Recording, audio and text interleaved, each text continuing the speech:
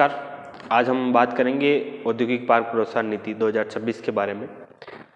इस नीति से अक्सर आरपीएससी एग्जाम में क्वेश्चन पूछे जाते हैं और स्टेटमेंट के रूप में क्वेश्चन आते हैं। तो इसलिए आज की क्लास में हम इस पॉलिसी से संबंधित सारे तथ्यों के बारे में चर्चा करेंगे। सबसे पहले बात करें तो औद्योगिक पार्क प्रोत्साहन नीति जो है इसको मंजूरी मिली थी 25 फरवरी 2026 को इसको मंजूरी मिली थी और इस नीति का आधिकारिक तौर पर जो है अनावरण किया वो तारीख है 18 मार्च को। 18 मार्च को आधिकारिक तौर पर जो है इसका अनावरण जो है 18 मार्च को इसका अनावरण हुआ।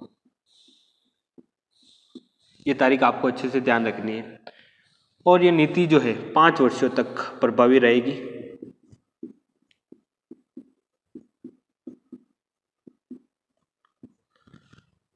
इसकी अधिसूचना जारी हुई तो 5 वर्षों तक ये नीति जो है 5 वर्षों तक प्रभावी रहेगी। तो औद्योगिक पार्क प्रोत्साहन नीति 25 फरवरी को इसको मंजूरी मिली, 18 मार्च को इसका अनावरण हुआ यानी आधिकारिक तौर पर इसको लॉन्च किया गया और 5 वर्षों तक जो है यह प्रभावी रहेगी। इसमें सरकार के द्वारा कुछ नियम बताए गए कि कोई भी औद्योगिक पार्क विकसित करेगा उसको इस नीति के तहत कब लाभ मिलेगा, कब उसको जो है इस नीति के जितने भी लाभ है मिलेंगे। इसमें बताया गया है कि मिनिमम 50 एकड़ भूमि होनी चाहिए।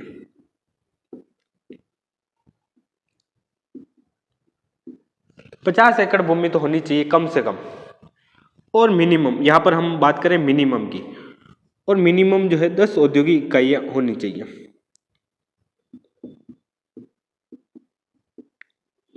10 औद्योगिक इकाइयां जो है होनी चाहिए। तो ये आपको अच्छे से ध्यान रखना है कि 50 एकड़ भूमि होनी चाहिए मिनिमम और 10 औद्योगिक इकाइयां जो है होनी चाहिए।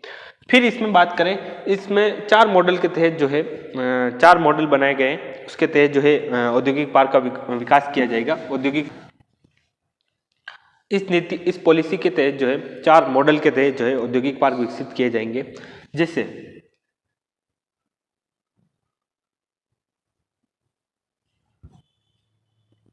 मॉडल ए, मॉडल बी,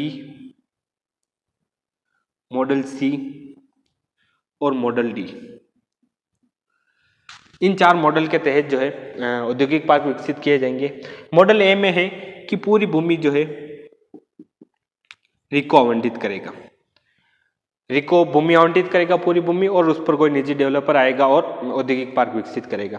तो इसमें पूरी भूमि जो है रिको द्वारा आवंटित की जाएगी, पूरी भूमि।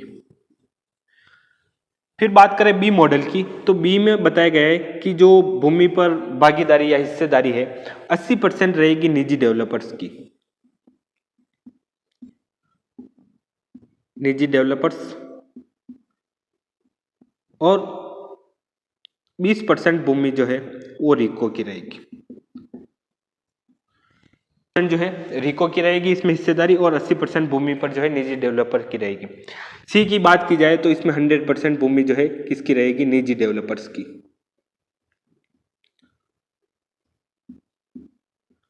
और डी मॉडल की बात की जाए तो इसमें PP model, PPP, public private partnership, इसके तहत जो है पार्क जो है विकसित किए जाएंगे। इसके तहत जो है औद्योगिक पार्कों का विकास किया जाएगा। तो इसमें आपको 4 मॉडल ध्यान रखने हैं। ए में पूरी भूमि जो है रिको आवंटित करेगा, बी में जो है भूमि की में जो हिस्सेदारी है वो 80% निजी डेवलपर की रहेगी, 20% जो है रिको की रहेगी, 100% किसकी रहेगी, निजी डेवलपर्स की। और डी में जो है पीपी मॉडल जो है ध्यान रखना है, PPP model, public private partnership के तहत। इसको याद करने के लिए ध्यान रखना, ए से ध्यान रखना ऑल किसकी होगी, रिको की। बी से ध्यान रखना है बोथ, या निजी डेवलपर और रिको की। तो इस याद रख लेना।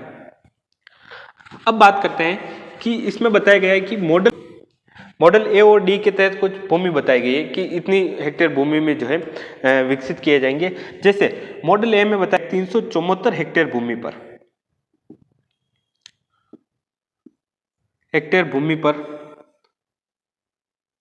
विकसित किए जाएंगे, औद्योगिक जो है विकसित किए जाएंगे, औद्योगिक पार्क जो है विकसित किए जाएंगे। कितनी भूमि, 374 हेक्टेयर भूमि पर औद्योगिक पार्क जो है विकसित किए जाएंगे। और डी मॉडल की बात की जाए तो डी मॉडल के तहत जो है 271 हेक्टेयर भूमि पर जो है औद्योगिक पार्क जो है विकसित किए जाएंगे। तो ये आपको अच्छे से ध्यान रखना है, 374 हेक्टेयर भूमि पर औद्योगिक पार्क विकसित किए जाएंगे। और डी मॉडल के तहत जो है 271 हेक्टेयर भूमि पर जो है औद्योगिक पार्क विकसित किए जाएंगे। इसके तहत जो है 7 जिलों को चिन्हित किया गया है और इसमें जो है 2 जिलों को चिन्हित किया गया है। एक में है अजमेर, एक जिला है अजमेर और एक जिला है दौसा। ये आपको ध्यान रखना है। 2 जिले कौन सा है? दौसा और एक अजमेर है, आपको ध्यान रखना है।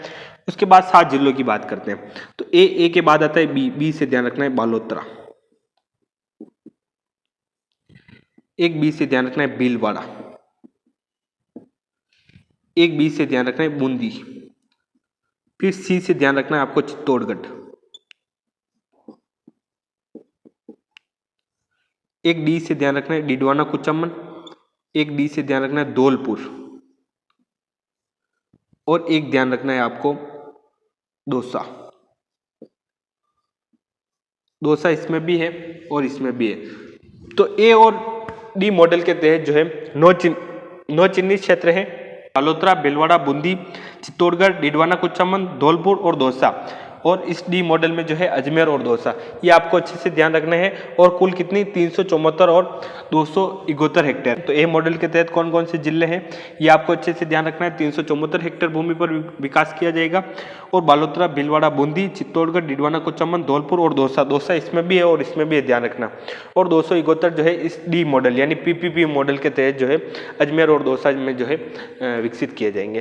फिर हम इसके बारे में बात करते हैं थोड़ा। जो भी कोई निजी डेवलपर यहाँ पर औद्योगिक पार्क लगाएगा, उसको जो है सरकार के द्वारा जो प्रथम 10 औद्योगिक पार्क हैं,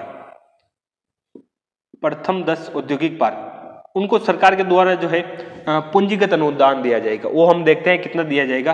तो सरकार के द्वारा इसमें पूंजीगत अनुदान दिया जाएगा, द्वारा पूंजीगत अनुदान दिया जाएगा। जैसे तो उस पर कितना दिया जाएगा? 100 से 250 एकड़ भूमि है, उस पर कितना अनुदान दिया जाएगा? और 250 एकड़ भूमि से भी अधिक है, उस पर कितना अनुदान दिया जाएगा? अगर 100 एकड़ तक भूमि है तो उस पर सरकार के द्वारा 20 करोड़ का अनुदान दिया जाएगा। और 100 से 250 एकड़ के बीच है तो उसको 30 करोड़ का जो है अनुदान दिया जाएगा। और 250 एकड़ से अधिक भूमि है अगर, तो 40 करोड़ का सरकार के द्वारा अनुदान दिया जाएगा। तो ये आपको जो है अच्छे से ध्यान रखनी है। जैसे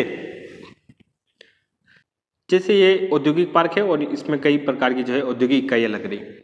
तो यहाँ पर औद्योगिक फैक्ट्रियाँ होगी, नहीं बहुत सारी फैक्ट्रियाँ होगी। तो यहाँ से अपशिष्ट पदार्थ निकलेगा, गंदा पानी निकलेगा। तो उसके निस्तारण के लिए एक प्लांट लगा दिया जाए।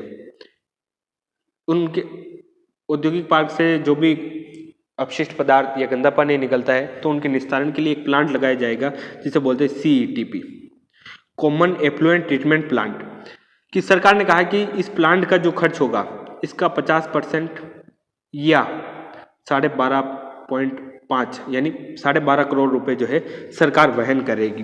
कि इस प्लांट का लगाने का जो खर्च की लागत, लगाने की जो लागत होगी उसका 50% या 12.5 करोड़ रुपए जो है सरकार के द्वारा दिए जाएंगे।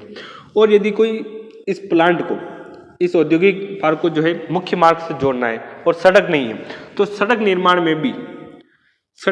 में भी सरकार ने कहा कि 60% यानी सड़क निर्माण की जो भी लागत आएगी उसका 60% या मैक्सिमम जो है 3 करोड़ रुपए सरकार के द्वारा जो है दिए जाएंगे। तो इस प्रकार जो है आपको सड़क निर्माण में चाहे CETP इसके लिए जो है आपको दिए जाएंगे अनुदान के रूप में, जो है या तो 50% या CETP इसमें दिए जाएंगे। और सड़क निर्माण में 60% या मैक्सिमम जो है 3 करोड़ रुपए दिए जाएंगे।